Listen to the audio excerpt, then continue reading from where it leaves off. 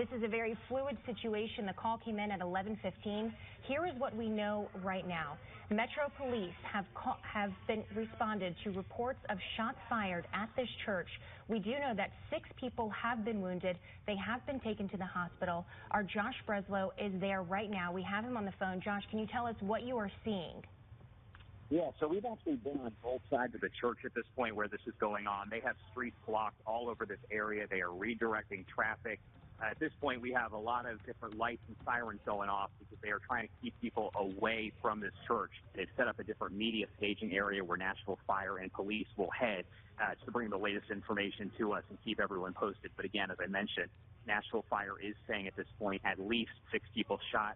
They do tell us that number could go up, but they have not released any additional information as far as the extent of injuries, how this happened, what happened, if somebody walked into the church. That's all stuff that at this point is too fluid for us to really figure out exactly what happened right now. And of course, at this situation, there's no word on a suspect right now. Josh, as far as you can tell, is this an ongoing situation? Is there any danger in the area? Everywhere's kind of blocked off right now. It's too early to say whether it is a danger or not. I have not had a chance to have an in-depth conversation with police. I'm sure that's kind of the information that they will release for us over at the media staging area. My husband's aunt is a member here, so we're just here to see if she's okay. But you don't know yet? Her family. No, they're not giving out any information yet. You're seeing this on your screen right now that there's a reunification area set up at Beautiful Gate Church located on Old Hickory Boulevard. But it's important that we tell you right now, Nashville Fire has tweeted out that they are still interviewing people who were in the church. So if you are going to this church right now looking for your family members, don't be alarmed if you don't see them right when you show up. Not much information at this point. We are still awaiting. Most of the information, as Morgan mentioned earlier, is all from Twitter, from Metro Fire, and from Nashville Fire as we await press conferences. One woman who was walking to her vehicle was immediately fatally wounded by the gunman, who we believe then entered the rear of the church. Other persons were still inside the church building. The gunman opened fire on them. Multiple rounds were fired inside the church. At this juncture, 6 innocent persons inside the church were wounded by gunfire. They have been taken to area hospitals. The gunman was wounded by a self-inflicted shot. He too has been taken to a hospital. One of the church members, upon seeing the gunman doing this action inside the church, ran up and confronted him. He was pistol whipped by the gunman. You live right across the street from where this happened. Once again, describe to me what you heard, what you saw as all this played out. You heard the shots, and I was getting up because I thought somebody had crashed here at the corner. While I was getting up, a man and his wife run up to my house. Said they had been shot at in the church. I said, say what? In the church? I said, well, they said, will you come back over because my sister's still in there, woman hollered. He was so scared, he left his shoes inside the church. And when they come back out, went back over there, that's when I first seen the first deceased woman right here. Then I stood on the porch and looked in. It was a horrible mess. What made you want to run over there and go inside? Somebody's shooting at him. I want to find out what's going on. And that's when I seen the chaos that this can't be happening. These folks ain't done nothing to nobody. Obviously, you've had very little time to process what happened, but right now, as you do try to process it, what are you thinking? Damn. Happened here? You read about it in the paper, you see it on the news every day. Some other state or something in a town. You don't never hear of nothing like this in the country. I live right down the road. Yeah, my husband didn't show up today at all. He didn't go today. Are you in touch with anyone who's injured? Yes. How are they? Caleb English, he's doing fine. Okay. And Jamie Engel. Yeah, and James Engel. Peggy Spann and her husband, Joey Spann. I'm sorry. I can't. We want to tell you a little bit more about what we know about the gunman. Police, Adam was just saying, The gunman is someone who is in their mid-20s. Police are saying that at this point they have not established a relationship between the gunman and the church. I don't even want to get out the house. That's really crazy. Nobody's safe in church now. Seen a lot of different families coming into this church, very emotional, trying to figure out who's here and who's not. But they just opened this up about 20 minutes ago. I'm trying to find my brother. I just want to get him out of there. I don't want him passing out. Like I said, he's mentally challenged.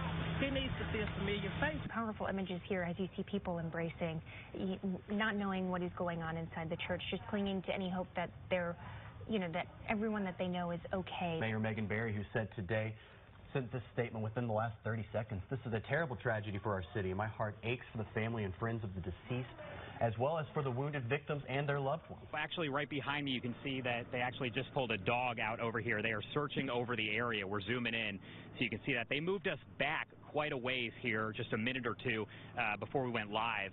They've moved the crime scene a little bit farther. They still have this road blocked off as investigators work to piece all this together. Ty, just kind of tell me how you found out about this. Actually, we was in church service in the Faith, Hope, Love Fellowship in Antioch, right around the corner, like 2 minutes away. And I had neighboring pastors and friends and family members calling and concerned for me because I have a street ministry. And they was like, man, are you okay? We know you in the church around there. Is everything okay? And we was like, we're fine. Well, he said the shots being fired, man. Just let your church know what's going on and what happened. And so while we was in the midst of our church service, we heard that our neighboring church is getting shots fired inside of their church at the same time. So that was a pretty tragic moment for us to feel. My church members are hurt right now. We're all feeling the weight of this situation happening. If you are just now joining us, you're seeing the news on social media and you're tuning in to get information about what has happened. Around 11:15, police started getting calls from people at Burnett Chapel Church of Christ saying that a gunman had walked into the church and started shooting. We're told the Red Cross is on the way, or they are likely there right now, providing aid to the families that remain, were part of the church that remain there as police talk to them to try to get a little more information. And there's been a lot of reaction, of course, pouring in from lawmakers and Mayor Megan Barry, and just, it's a sad day. That a Joey Spann was injured in the shooting, a Bible teacher there with Nashville Christian School. That would be the, and also it looks like a pastor. I believe that he is the pastor of Burnett Chapel Church of Christ. That's according to their website. So he would be a Bible teacher there with Nashville Christian School who sent this out to involved parties. And that's the first, I believe we're looking, I guess, at video there of Mr. Spann. And this is the first victim that we have any word from as to who they might be at this point. And, we're talking more about this church, just pulling up their website here. We do know that their service this morning started at 10 o'clock, that this shooting happened at the end. When people were asking, when our reporters were out there talking to people on the scene, asking what kind of church is this, they were saying it's a church for everyone. This gentleman, this church usher, an extraordinarily brave individual.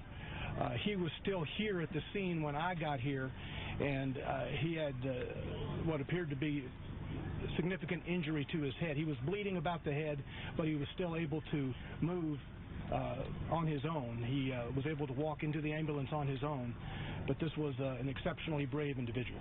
This is a very rural area. It's a country road, and the people who live over here tell me it is normally quiet. Not a lot goes on here. They say in the distance sometimes, every once in a while, you might hear a gunshot or two, but never did they think that anything like this would happen. Now we're going to go to some sound. We spoke with a woman who's gone to this church for 8 years who was inside when the gunshots rang out. He was not, I think he was just in the same position the whole time, like holding the gun and just going to the front, and then he just stayed and looked, and he just came back the same way he came. And again, that was the woman, that actually was the woman there that helped to stop the bleeding with the pastor. Another live picture here. You can see that this is the back sanctuary door. This is the main sanctuary door at Burnett Chapel Church of Christ, where police say the gunman entered. There are officers on scene there. There's crime scene tape. This is as close as our cameras can get. I'm still just in total shock, I can't put a reason to believe that, this is where I grew up, this is the church I grew up in. And to hear something like this is happening, I'm so in shock, I just can't put a reason to it. I was just about to say, I imagine he would be in shock. I wouldn't know exactly how to handle this situation. Nobody out there does, out there in the country. And you can say in the country, but even in the city, it's a church. This is a place of worship. You don't expect this to happen. There are 2 critically injured patients here, as well as 4 who are in stable condition. All 6 of those patients are adults. The 2 critical patients, we know they suffered gunshot wounds to the chest and torso. The 4 other patients that are in stable condition suffered wounds to their extremities. So, of course, that means arms and legs. William Jenkins, age 83, who is in stable condition at Vanderbilt. Marlene Jenkins, age 84, in stable condition at Vanderbilt. David Spann, age 60, who is in critical stable condition at Vanderbilt. Peggy Spann, age 65, stable condition at Vanderbilt. And Linda Bush, age 68, stable condition at Vanderbilt. At Skyline Medical Center is Catherine with a K, Dickerson, age 64, in stable condition. Also at Skyline is Robert Engel, that's E-N-G-L-E, age 22. Mr. Engel is the usher at the church this morning who confronted the gunman. Of course, like every congregation, we do not lock our doors because, of course, you're supposed to leave the Lord's church open for people to come and enter. But that's a different thought now. You might think, hey, we probably should start locking our doors. And you hate to do that because you might have somebody out there that needs to come in and see the Lord. They have opened Laverne Catchville Pike as they continue to try to process this. Like I mentioned, we can see some folks very emotional. This is something that's been going on now 5 hours now. But are you hearing anything about a motive yet? And if not, when Don Aaron returns, can we ask if there's any kind of issue regarding a motive as to why this may have happened? We're going to show you a picture of the gunman momentarily, but it seems like they may have a clue into the thinking of this man or why he may have approached this particular church. We've just been notified that the woman who was killed, we now have her information, Melanie Smith, of Smyrna. At this point in the investigation, we have learned from church members, now that the name of the suspect is known, that he actually had attended this church a year to 2 years ago. They said he hasn't been here in quite a while. They couldn't be more definitive on that, but they actually knew him. They did not know him this morning when he arrived because, remember, he was masked. The police department's cold case homicide unit is conducting this investigation. The FBI, ATF, federal resources are also here. We want to talk about this young man right here. Robert Engel, 22 years old. He goes by Caleb, we believe. This is a picture of him from Facebook. This is the usher who, despite the danger, acted. He stopped the gunman from shooting anymore. He attacked the man. They had a confrontation.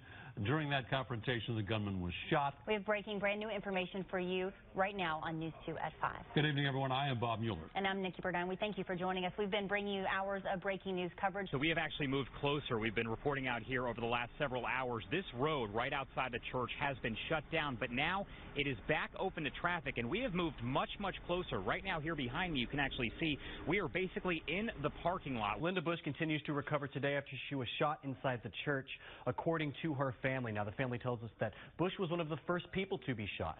Last the family heard, she was being rushed into surgery. Reportedly, they say she was the second person shot inside the church, and her family is shaken, saying that the 68-year-old played dead for safety. She fell down by the preacher's wife and held her hand and pretended to be like she was dead so he wouldn't shoot her again. She's a strong person, and hopefully she'll pull through this and she'll be okay. And our hearts go out to them for sure. Now, Melissa went on to say her mother was lucky not to be shot in the back at the time before the gunman, that's Mr. Sampson, stepped over her and continued his way through the church sanctuary. Bob? Now, it's almost more than 6 hours since an incident happened here. I arrived on the scene probably about 12:15, but we do have some news to tell you about here. We believe we're hearing from one of the officers out here. Let me step back and you can see them up there, that all of the members of the church have come out one by one. They came out talking to some of the many people, the many family members, the many friends, the folks we've been talking to all afternoon. Those people inside the church quietly and slowly came out, and they're all gone now, we're told, just within the last hour by Metro Police here. We will continue to follow this breaking news story. Stay with us on air and online. We'll update you on social media. We'll have the very latest here on News 2 at 10 o'clock. For now, I'm Bob Mueller with Nikki Verdine. Have a great afternoon.